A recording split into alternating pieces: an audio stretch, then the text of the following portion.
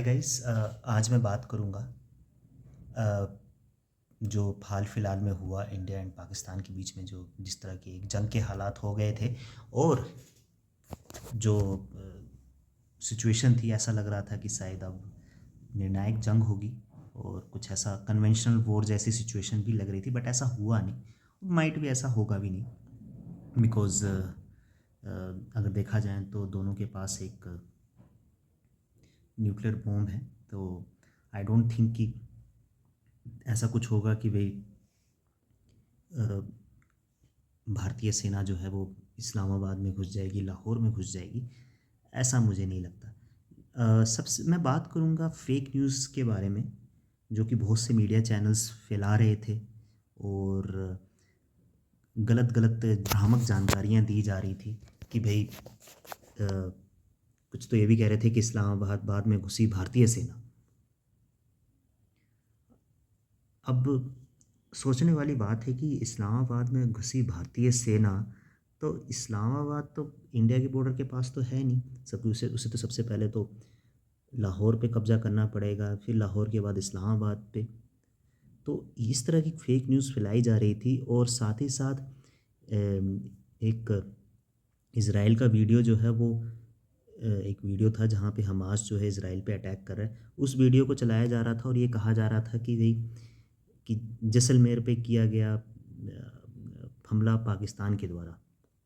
तो ये इस तरह की जब फेक न्यूज़ आती हैं तो इससे क्रेडिबिलिटी न्यूज़ चैनल्स की कम होती है।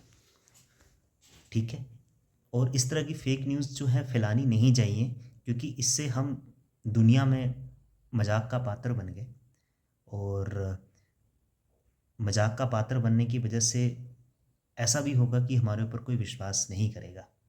और जो बस उस चीज़ पे आप विश्वास कर सकते हैं जो कि प्रेस ब्रीफिंग हो रही थी इंडियन गवर्नमेंट की तरफ से। इंडिया की जो गवर्नमेंट है वो प्रेस ब्रीफिंग कर रही थी हर थोड़े थोड़े समय के बाद कि अब क्या स्टेटस है, अब क्या स्टेटस है। वो बिल्कुल क्रेडिबल इन्फॉर्मेशन दे रहे थे, वो बिल्कुल गलत इन्फॉर्मेशन नहीं दे रहे थे। और साथ ही साथ इंडिया की गवर्नमेंट ने ये बात भी कही कि फ़ेक न्यूज़ से आप बचें, फेक न्यूज़ से बचें, गलत इन्फॉर्मेशन ना फैलाएं। ये बात कही जा रही थी सरकार की तरफ से मीडिया चैनल्स को, लेकिन मीडिया चैनल्स मानने वाले कहाँ थे। पर कराची पोर्ट को तबाह कर दिया गया और पता नहीं क्या क्या बोला गया। और कुछ लोग तो ये भी कह रहे थे, मैं नाम नहीं लेना चाहूँगा, कुछ लोग ये कह रहे थे कि भी आज पाकिस्तान का नक्शा बदल जाएगा आज रात को, और ये सब पाकिस्तान का नक्शा बदलने वाला है, ऐसी ऐसी बातें कही जा रही थी। कुछ तो कह रहे थे कि बलूचिस्तान आज़ाद हो गया। तो जब आप इस तरह की फ़ेक न्यूज़ फैलाते हो ना, तो आपकी क्रेडिबिलिटी कम होती है। और कुछ न्यूज़ चैनल्स, मैं नाम नहीं लेना चाहूँगा, कुछ एक न्यूज़ चैनल जो कि हुटर बजाने लग पड़ा, वो पी पूं पूं पूं पूं पूं पूं करने लग पड़ा। और बाद में फिर इंडिया की जो गवर्नमेंट है उसको बताना पड़ा कि भई इस तरह के हूटर्स मत बजाओ। इससे जब रियल टाइम में जब ये हूटर बजेंगे तो लोग लोग जो हैं फिर इन हूटर्स पे विश्वास ही नहीं करेंगे। जब क्योंकि आप इस तरह से हूटर्स का इस्तेमाल नहीं कर सकते और ये बिल्कुल गलत है। तो इस तरह की जब फेक न्यूज़ फैलाई जा रही थी तो इससे बड़ी दिक्कत, बड़ी सिचुएशन ख़राब हो रही थी। और कुछ न्यूज़ चैनल फैला रहे थे कि भी हमने पाकिस्तान को J-17 जो प्लेन है, J-17 जो फाइटर जेट है, उसको हमने गिरा दिया और हमने पायलट को पकड़ लिया। सोचो, हमने पायलट को पकड़ लिया, बल्कि वो बिल्कुल फेक न्यूज़ थी।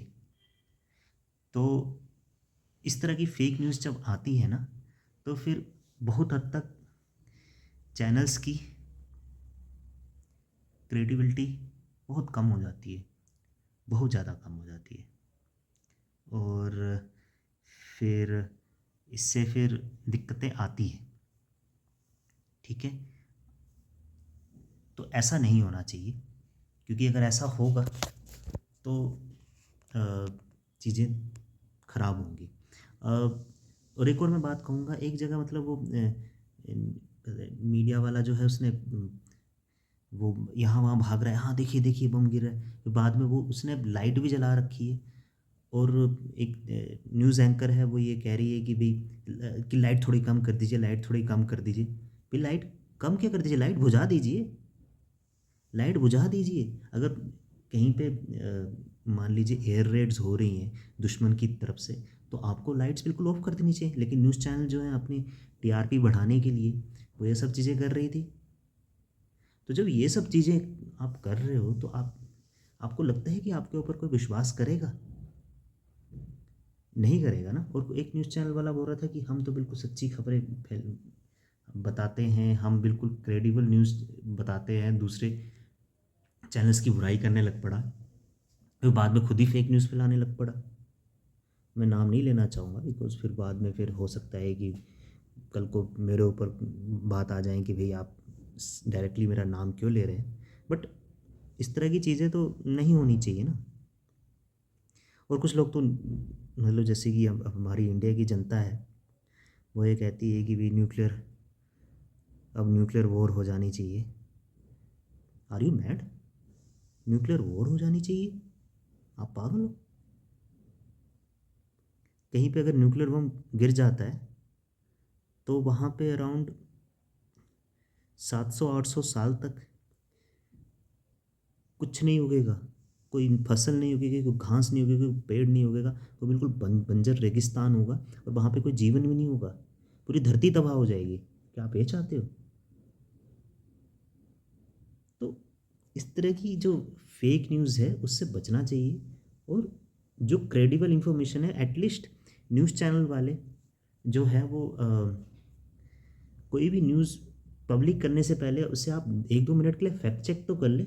अब ये थोड़ा ना होता है कि आप हर चीज़ के लिए जो है प्रोपेगेंडा फैलाएँगे और आप ये सोचेंगे कि चलो टीआरपी अच्छी आ रही है, तो हम फेक न्यूज़ फैलाते हैं। तो इस तरह की चीज़ें तो नहीं होनी चाहिए ना। यहाँ पे मैं इंडिया की गवर्नमेंट, जो करंट गवर्नमेंट है, एनडीए गवर्नमेंट, उसकी मैं प्रशंसा करूँगा। उन्होंने संयम नहीं खोया और प्रेस ब्रीफिंग के टाइम पे जो इन्फॉर्मेशन बिल्कुल फैक्ट चेक के साथ मतलब फैक्ट चेक करके वो देख रहे थे, वही न्यूज़ जो है, वही प्रेस ब्रीफिंग में वो बात कह रहे थे। तो मैं इस चीज़ की बात दाद दूँगा। और गवर्नमेंट ने साथ ही साथ न्यूज़ चैनल को भी चेताया कि भई फेक न्यूज़ फैलाना बंद करो। तो मैं इस चीज़ के लिए जो एनडीए की जो अभी करंट गवर्नमेंट है, उसके लिए मैं धन्यवाद दूँगा। और मुझे ऐसा लगता है कि शायद अब इंडिया की गवर्नमेंट में एक पॉलिसी शिफ्ट आ चुका है।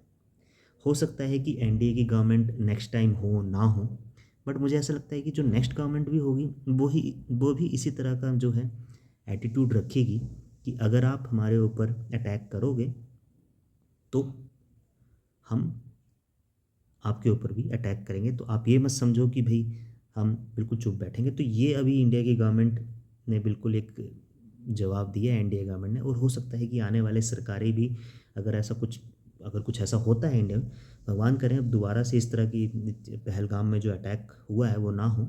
इसके लिए अब माइट भी अब इंटेलिजेंस नेटवर्क पहले भी बहुत अच्छा दुरुस्त था, तो अब भी इसे दुरुस्त अ, अ, किया जाएगा और दुरुस्त किया जाएगा, क्योंकि कभी कभी इंटेलिजेंस फेलियर्स भी होते हैं। तो अगर मान लीजिए 95, अगर 100, अगर दुश्मन हमारे ऊपर 100 बारी अटैक करने की कोशिश करता है तो हम 95 को असफल भी कर देते हैं। 5% में इतना एरर रहता है क्योंकि आप हर चीज़ पे नज़र नहीं रख सकते, सिक्योरिटी एजेंसीज़ और इंटेलिजेंसी हर चीज़ पे नज़र नहीं रख सकती। लेकिन हाँ, अगर ये अटैक भी नहीं होना चाहिए था जो पहलगाम में हुआ, बट आप ये गारंटी नहीं ले सकते कि हमारा इंटेलिजेंस नेटवर्क जो है वो 100% बिल्कुल अच्छा होगा, बिल्कुल वो एक्यूरेट होगा। क्योंकि इसराइल की जो खुफिया एजेंसी मोसाद है वो भी फेल हो गई, तो हम भी फेल हो सकते हैं फिर। तो ऐसा कुछ वो नहीं है, बट हाँ, हमने बहुत से जो टेरर अटैक्स हैं वो रोके भी हैं, जो इंडिया की जो इंटेलिजेंस एजेंसीज हैं उनने। लास्ट में यही कहूँगा कि फेक न्यूज़ से बचें। फेक न्यूज़ से बचना बहुत ज़्यादा ज़रूरी है। अगर फेक न्यूज़ फैलाई जाएगी तो ये अ, देश के लिए अच्छा नहीं है और इससे हमारी इंटरनेशनल स्टेज में क्रेडिबिलिटी, मीडिया चैनल्स की जो क्रेडिबिलिटी है वो कम होगी। यही था मेरा वीडियो। वीडियो कैसा लगा तो आप ज़रूर वीडियो को लाइक करें और मेरे चैनल को ज़रूर सब्सक्राइब करें, और कुछ कमेंट में सजेशंस हैं तो आप ज़रूर लिख सकते हैं। Thank you.